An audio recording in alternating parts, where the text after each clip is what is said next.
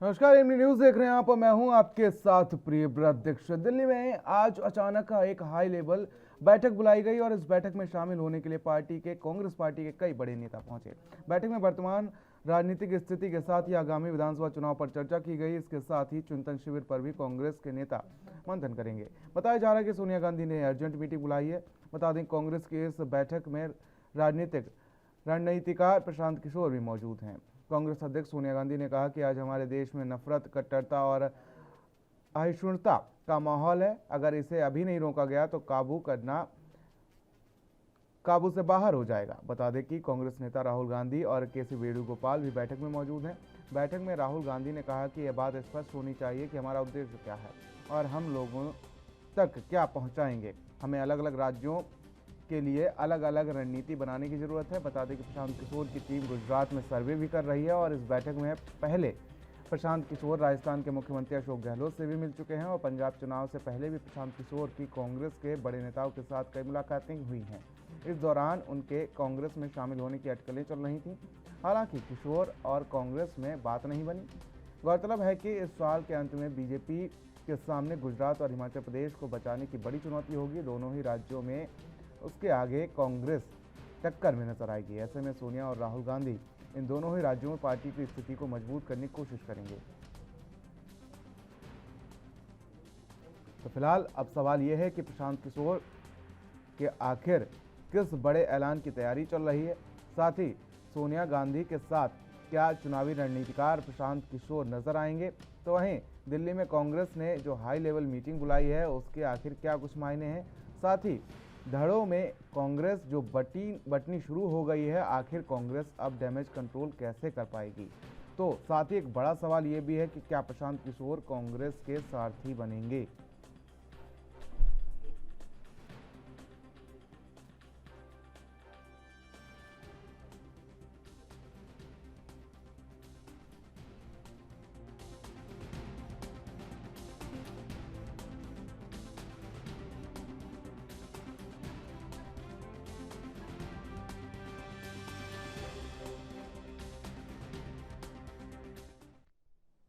तो आखिर कांग्रेस को एक नए सारथी की तलाश है जो उसकी नैया पार लगा सके, क्योंकि जिस तरीके से अभी 5 राज्यों में विधानसभा चुनाव हुए हैं, ऐसे में कांग्रेस की जो स्थिति है वो साफ हो चुकी है कि आखिर कांग्रेस किस मोड़ पर आकर खड़ी हो गई है। क्योंकि उत्तर प्रदेश में कभी कांग्रेस का जलवा हुआ करता था और वहां से सिर्फ और सिर्फ 2 सीटें निकाल पाई हैं। तो वहीं पंजाब में भी कांग्रेस की सरकार नहीं बन पाई है। तो फिलहाल आज इसी पर चर्चा करेंगे कि आखिर अब जो आज मीटिंग हुई है इसमें किस पर रणनीति बनाई गई है, किन चीज़ों को लेकर रणनीति बनाई गई है और कांग्रेस में आखिर चुनावी रणनीतिकार प्रशांत किशोर अगर शामिल होते हैं तो इससे क्या कुछ फायदा होगा। चर्चा करेंगे। हमारे साथ संदीप त्रिपाठी हैं, कांग्रेस के नेता हैं, और साथ ही आशुतोष शर्मा है, राजनीतिक विश्लेषक के तौर पर मौजूद हैं।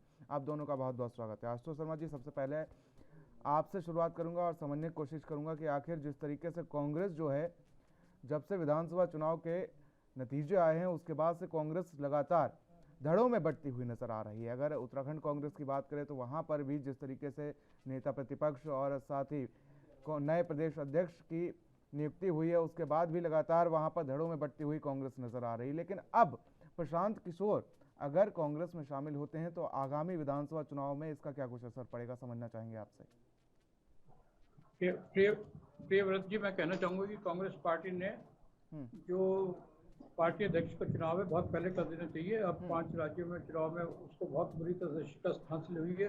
उसके बाद काफ़ी समय से चर्चा रही है कि कांग्रेस के शीर्ष पद पर किसी न किसी अन्य व्यक्ति की नियुक्ति होने जा रही है और सोनिया गांधी अपना पद छोड़ करके किसी दूसरे व्यक्ति को इसका प्रभार संभालेंगे। कांग्रेस में बहुत अच्छे कद्दावर नेता हैं, कपिल सिब्बल है, गुलाम नबी आज़ाद है, मनु सिंह भी है और बहुत से लोग हैं जो कांग्रेस की बागडोर को चलाने में गांधी परिवार से अच्छा रोल प्ले कर सकते हैं। तो मैं ये कहूँगा कि अब जो कांग्रेस में काफ़ी कुछ अपना नुकसान कर दिया, अपने पाँव पर कुल्हाड़ी मार करके 5 राज्यों को खोया, ये कांग्रेस पार्टी के लिए बहुत बड़ा नुकसान है। कांग्रेस पार्टी जो कि देश की सबसे प्राचीन पार्टी है, 135 वर्ष पुरानी पार्टी है, उसमें अच्छे बड़े नेता हुए, लेकिन धीरे धीरे राजीव गांधी, इंदिरा गांधी के बाद कांग्रेस को एक सशक्त नेतृत्व की बहुत कमी महसूस हुई है और अब बहुत कुछ लुटाने के बाद कांग्रेस पार्टी इस पर निष्कर्ष कर रही है। आज राष्ट्रीय जनपद से जैसा कि पता लगा कि आज कांग्रेस के सभी नेताओं की मीटिंग हुई है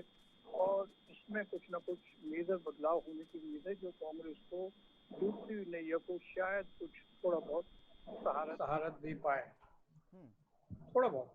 बिल्कुल। संदीप त्रिपाठी इसी के बीच हमारे साथ मौजूद। संदीप त्रिपाठी जी, आखिर अब पछताए होत क्या जब चिड़िया चुग गई खेत? 5 राज्यों में जिस तरीके से हार हुई है, पंजाब में सरकार थी, पंजाब में भी सरकार चली गई, अब आखिर किस चीज को लेकर रणनीति बनाई जा रही है? संदीप त्रिपाठी जी।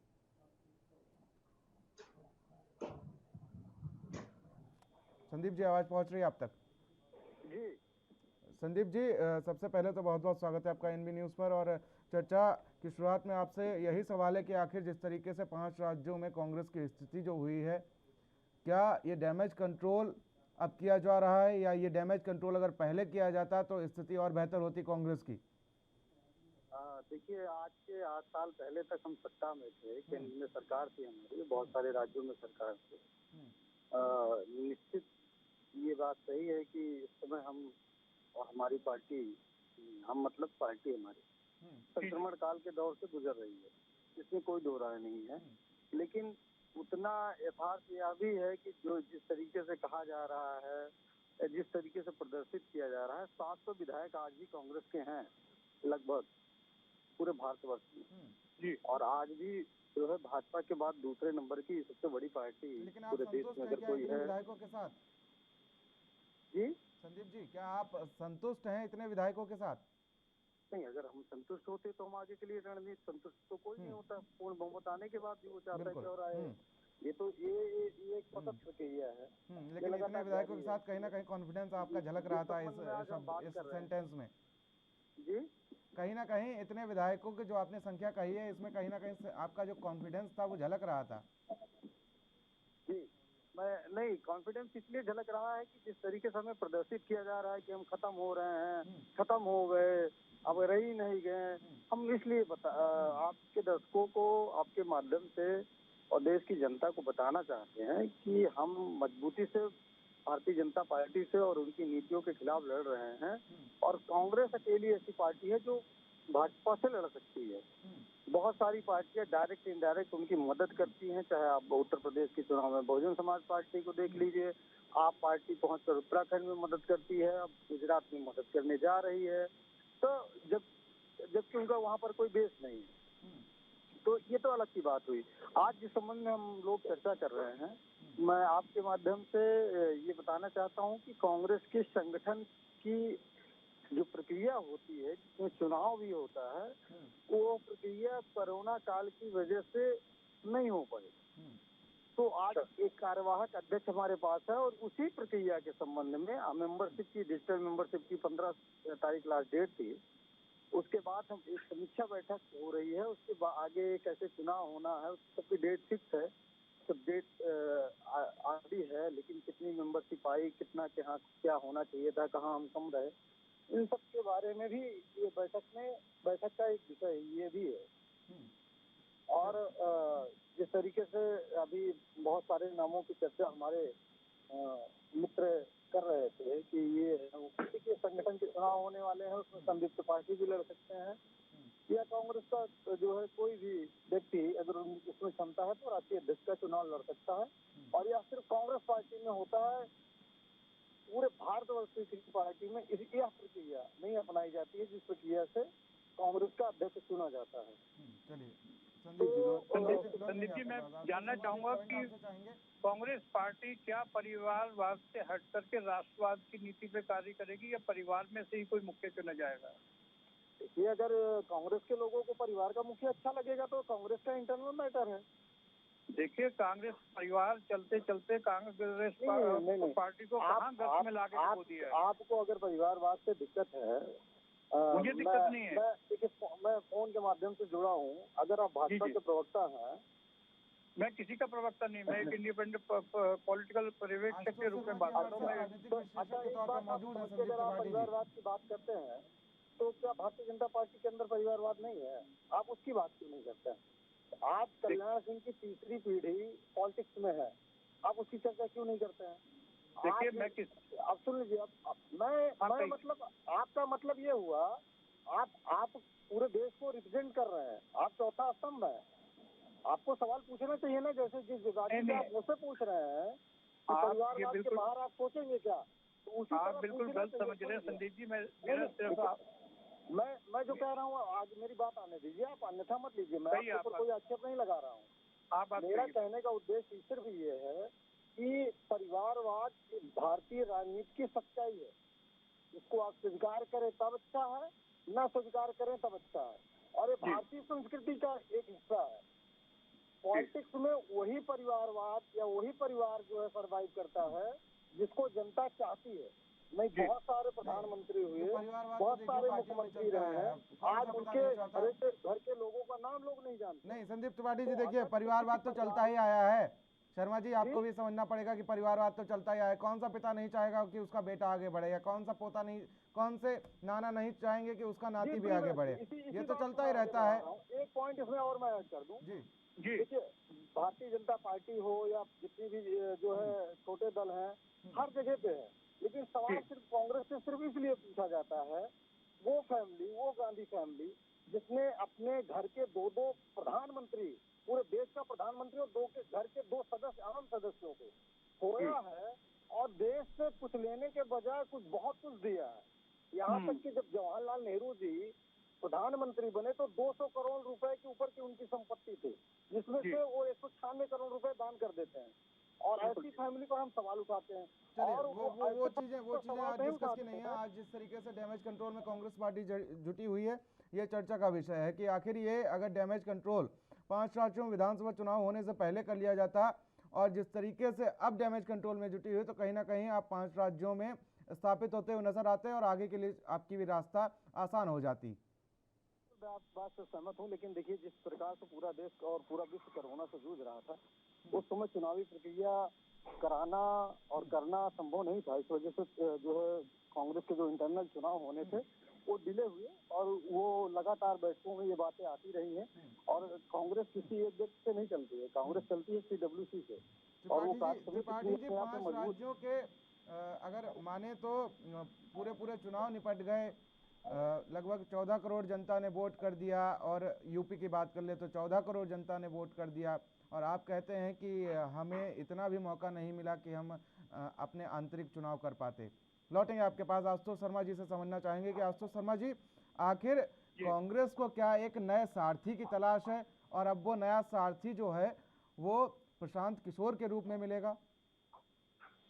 देखिए प्रियव्रत जी, कांग्रेस को बहुत लंबे समय से एक सारथी की आवश्यकता की है और रहेगी। जब तक कोई नया सारथी नहीं आता, कांग्रेस पार्टी का उद्धार नहीं हो सकता। अभी हाल ही में 5 राज्यों में चुनाव हुए, जिसमें उत्तर प्रदेश सबसे बड़ा राज्य है, जिसकी आबादी 25-26 करोड़ की आबादी, 14-15 करोड़ लोगों ने मतदान करा, और पहली दफा कांग्रेस पार्टी 403 सीटों पर पूरे दमखम के साथ उतरी, और 40% महिलाओं को उन्होंने टिकट दिए, 40% युवा वर्ग को टिकट का आवंटन किया गया। फिर भी कांग्रेस पार्टी के अध्यक्ष प्रियंका गांधी, जो कि अकेले उत्तर प्रदेश में चुनाव प्रचार कर रही थी, और कांग्रेस पार्टी के अस्तित्व को बचाने में असफल रही हैं।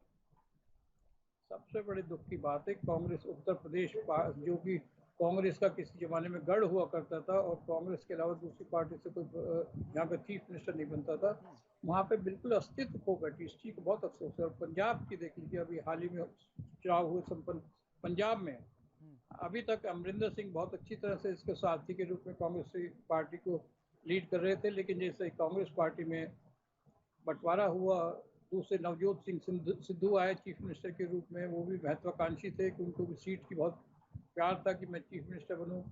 कांग्रेस पार्टी का बंटवारा हो गया। चलिए शर्मा जी, एक चीज और चन्नी जी को चीफ मिनिस्टर बनाया गया। इस समय सोनिया कांग्रेस पार्टी धोखे से वैक्सीन लग गई है, 2 चीफ मिनिस्टर के होते हुए इलेक्शन लड़ रही थी। ये नहीं पता था पंजाब में कौन चीफ मिनिस्टर बनने जा रहा है। तो कांग्रेस पार्टी का पंजाब में भी सूपड़ा साफ हो गया। आप पार्टी दिल्ली से निकल के पहले किसी राज्य में पूर्ण बहुमत के साथ अपनी सरकार बनाने में सफल हुई है। तो कांग्रेस का जो सारथी है, नया अच्छा सारथी, पार्टी से परिवार से बाहर निकल करके कोई अच्छा सारथी मिलता है तो कांग्रेस की नैया को शायद वो कुछ हद तक पार पहुंचाने में सफल हो। शर्मा जी, एक चीज जहाँ और तक आपसे अभी समझना कांग्रेस चाहूंगा। पार्टी का हिसाब है, कांग्रेस पार्टी अपना अस्तित्व लगभग खोती जा रही है और खो चुकी है। आशुतोष शर्मा जी, आवाज पहुंच रही है आप तक? जी पहुंच रही है। जी, एक चीज और मैं आपसे समझना चाहूंगा कि आखिर सोनिया गांधी को ऐसी ऐसी इस समय कौन सी वैक्सीन लग गई जो अब वो इतना एक्टिव मोड में नजर आ रही, क्योंकि जिस तरीके से अगर हम विधानसभा चुनाव की बात कर लें, जो 2022 में विधानसभा चुनाव हुए थे, उसमें बीजेपी की बात कर लें, तमाम नेशनल लेवल के नेता जो थे वो रैलियों को संबोधित करते हुए नजर आ रहे थे। तमाम बड़े बड़े नेता, जेपी नड्डा, पीएम मोदी, बिल्कुल पूरी तरीके से रैलियों की झड़ी लग गई थी। उत्तर प्रदेश या उत्तराखंड की बात कर लें तो, लेकिन ना जी हमें पहली और ग्राउंड लेवल पर सिर्फ प्रियंका गांधी नजर आ रही थी। अगर कांग्रेस की बात कर लें तो ना राहुल गांधी नजर आ रहे थे, ना सोनिया गांधी, तो बिल्कुल झलकी ही नहीं विधानसभा चुनाव में। प्रियव्रत जी, कांग्रेस पार्टी की सारी नैया डुबोने के बाद सोनिया गांधी ने फर्स्ट सेकंड डोज लगाने के बाद अब बूस्टर डोज लगी है, जिससे कि वो सो करके जागी है। अभी कुंभकर्ण के जी तरह सोई थी 6 महीने से, इतने लंबे अंतराल के बाद वो जागी है। अब उनको इस चीज का आभास हुआ कि कांग्रेस पार्टी में शीर्ष स्तर पे बदलाव की अत्यंत आवश्यकता है। चलिए संदीप तो संदीप बदलाव त्रिपाठी कुछ सकारात्मक रूप में होगा जी। और कांग्रेस पार्टी की कुछ नैया शायद पार रख पाए। संदीप त्रिपाठी जी। जी जी जी बोलिए। जी, जो चुनाव के नतीजे हैं उससे ना आप अनभिज्ञ हैं ना हम अनभिज्ञ हैं। हम सब जानते हैं कि आखिर उत्तर प्रदेश में जिस तरीके से आपको हार का सामना करना पड़ा, आराधना मिश्रा मोना जो है वो मैं नहीं मानता कि वो कांग्रेस के वजूद पर जीती हैं। इस हिसाब से आपकी एक ही सीट हुई है, 403 विधानसभा सीटों में से एक सीट। जी देखिए, अगर आप ये कहेंगे तो मैं ये एक बात ये कहूंगा कि अगर कांग्रेस की वजूद पे नहीं जीती है तो क्या क्या जो भी हमारे विधायक चुने गए हैं उसमें से कोई ऐसा नहीं है जो योगी और मोदी के नाम पे ना जीता। किसी में क्षमता ही नहीं है जो विधायक बन सके। कम से कम हमारे पास क्षमतावान नेता तो हैं। हम लोग यही बात तो कहते हैं कि हम लीडर बनाते हैं। और कुछ लोग अब सुन लीजिए प्रियव्रत जी, कांग्रेस पार्टी वो पार्टी है जो लीडर बनाती है और कुछ पार्टियां हैं वो लोडर बनाती हैं। वो सपोर्टर बनाती हैं, हम लीडर बनाते हैं। कुछ पीछे चलने वाले बनाते हैं। आप देखिए, हमारी पार्टी से निकलकर भाजपा इतनी कहती है कि विश्व की सबसे बड़ी पार्टी है, लेकिन आप देखिए कांग्रेस से एक अदना सा कार्यकर्ता जब निकल कर जाता है और विधायकी का टिकट लेकर विधायक बनकर आता है, तो जो 20-20 साल से कार्यकर्ता संघर्ष कर रहा है उसी पार्टी में, वो उसको सलाम ठोकता है। तो उस भाजपा कार्यकर्ता पर क्या गुजरती होगी, इस बात को मैं बहुत अच्छी तरीके से कार्यकर्ता होने के नाते समझता हूँ। एक बात और आप समझिए, आप बोल लीजिए। और जिस प्रकार से अभी आप कह रहे हैं कि देखिए चुनाव जीतना हारना, 1925 से आरएसएस संघर्ष कर रहा है। 4 बार भाजपा को अपना नाम बदलना पड़ा है। 4 बार नाम बदलने के बाद इस मुकाम पर अगर वो पहुंचे हैं, तो अगर हम इतने दिन सत्ता में रहे तो जाहिर सी बात है हमारे अंदर खूबियां रही होंगी। और जिस तरीके से गुमराह करके धर्म की राजनीति, जात की राजनीति और इन सब की राजनीति करके सत्ता में आए हैं, मुझे नहीं लगता कि ये कोई वैचारिक जीत है। वैचारिक जीत बिल्कुल नहीं। और हम विचार की लड़ाई लड़ रहे हैं और ये लड़ाई लंबी है और ये चलती रहेगी, अनवरत चलती रहेगी। तब तक चलती रहेगी जब तक जो है कांग्रेस की विचारधारा इस धरती पे है। एक कांग्रेस का अदना सा कार्यकर्ता संघर्ष करता रहेगा। और जहां तक बात आज सोनिया जी की आप कह रहे हैं, तो अगर आप कह रहे हैं कि उन्होंने डुबो दिया, तो मुझे नहीं लगता, ये आपकी सोच सकती है। कांग्रेस का एक कार्यकर्ता जानता है कि सोनिया जी ने किस तरीके से कई बार आवाजें उठी है कांग्रेस के अंदर से ही कि राहुल गांधी के हाथों में कमान हो तो कांग्रेस अच्छा प्रदर्शन कर सकती है। मैं नहीं कह रहा, आपके ही नेता कहते हैं, आवाजें अंदर से ही आती हैं जो दीवारों में फिर गूंजती रहती हैं। त्रिपाठी जी देखिए, राहुल जी हम लोगों के नेता हैं। राहुल जी वो नेता हैं कि जिन्होंने यूथ कांग्रेस के माध्यम से युवाओं को एक जो है मुकाम दिया। इसके पहले युवाओं को राजनीति में पूछा नहीं जाता है। और जिस चुनावी प्रक्रिया की बात कर रहा हूँ, पहली बार चुनाव के माध्यम से यूथ कांग्रेस का अध्यक्ष चुना जाता था। हम लोग उसी प्रक्रिया का हिस्सा हैं। हम लोग के ऊपर किसी बड़े नेता का हाथ नहीं था। हम लोग सामान्य घर से हैं और आज राजनीति में इस मुकाम पर पहुंचे उसी प्रक्रिया के तहत, जिसमें हम स्वतंत्र रूप से मेंबरशिप कराए। मेंबरशिप के बाद बूथों पर चुनाव लड़े, बूथों से लड़कर हम जो है विधानसभा लड़े, प्रदेश अध्यक्ष लोग पहुंचे, बहुत सारे हमारे मित्र। तो जिसमें जितनी क्षमता थी वो उतना आगे बढ़ा। तो ये चीज कांग्रेस पार्टी और राहुल जी ही कर सकते हैं और किसी पार्टी में नहीं है। आप देखिए आज भारतीय जनता पार्टी भाजपा में कैसे चुनाव होता है, सांसद जी ने बोल दिया वो अध्यक्ष बन गया। भाजपा में अध्यक्ष कौन बनेगा? आरएसएस जिसको बोलेगी वो अध्यक्ष बनेगा। आरएसएस परिवार का ही अध्यक्ष बन सकता है, बिना उसकी सहमति के अध्यक्ष नहीं बन सकता।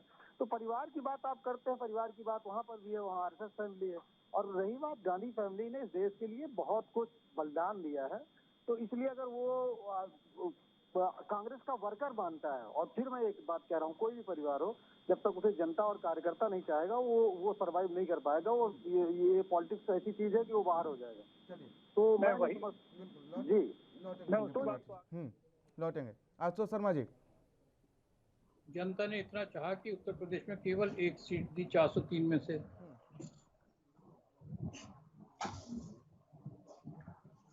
हम जो है 10 साल सत्ता में रहे हैं। सत्ता तो आती जाती रहती है, लेकिन जिस तरीके से प्रदर्शन की उम्मीद थी कि 40% महिलाओं को आरक्षण दिया जाएगा, जिस तरीके से कांग्रेस को उम्मीद थी, कहीं ना कहीं उस पर खरा नहीं उतर पाई है कांग्रेस, और ना ही जनता ने उतना समर्थन दिया है। एक विधायक जीत करके आ गया, उसको बहुत बड़ी उपलब्धि मान रहे हैं क्या? नहीं, 2 चलिए 2 कम कर दे रहे हैं, 4% कम कर दे रहे हैं। 403 में से 2 विधायक जीत के आगे, बहुत पूरे देश में कभी भाजपा के 2 सांसद हुआ करते थे। हाँ, देखिए एक टाइम में पार्लियामेंट के 2 सांसद बैठे थे, और लोगों ने, अटल जी ने कहा था कि आज आप हम पर हंस रहे हैं और एक समय आएगा कि, तो वो आज संयुक्त पार्टी ये कह रहे हैं कि आज आप इतना क्रिटिसाइज कर रहे हैं, और एक दिन आप जो है यही कहेंगे कि इससे बड़ी कोई पार्टी नहीं है। आप आज नोट करके रख लीजिए, ये तो पॉलिटिक्स का हिस्सा नहीं, ये तो समय समय की बात है। संदीप त्रिपाठी जी, कभी आपके 2 है विधानसभा में, कभी उनके पार्लियामेंट में 2 हुआ करते थे। मैं केवल ये तो समय समय की बात है। उत्तर प्रदेश जिस पे आपने काफी समय तक राज करा, एकदम जनता ने आपको क्यों फाड़ फेंका?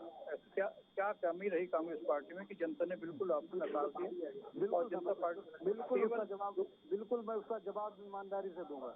एक बात आप समझिए, कांग्रेस ने कभी जाति और धर्म की राजनीति नहीं की।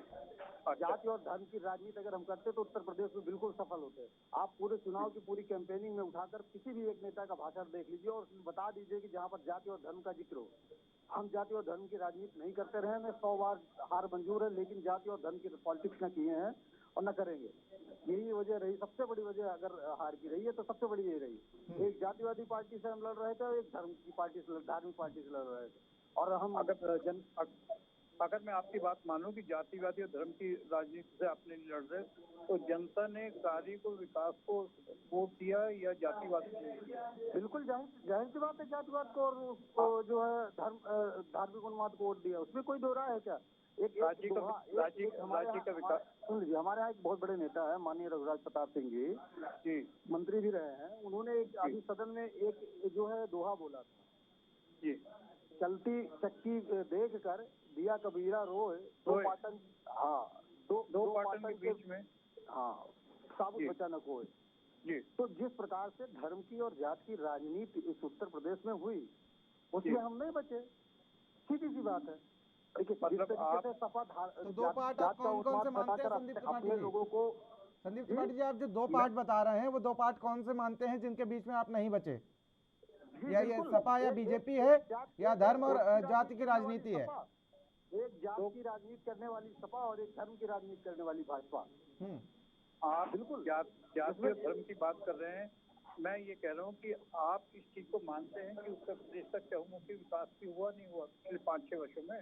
आप बता दीजिए 3 चीजें। आप अगर भाजपा की तरफ से कह रहे हैं कि बहुमुखी विकास हुआ, तो मैं आपसे सिर्फ 3 सवाल पूछ रहा हूँ।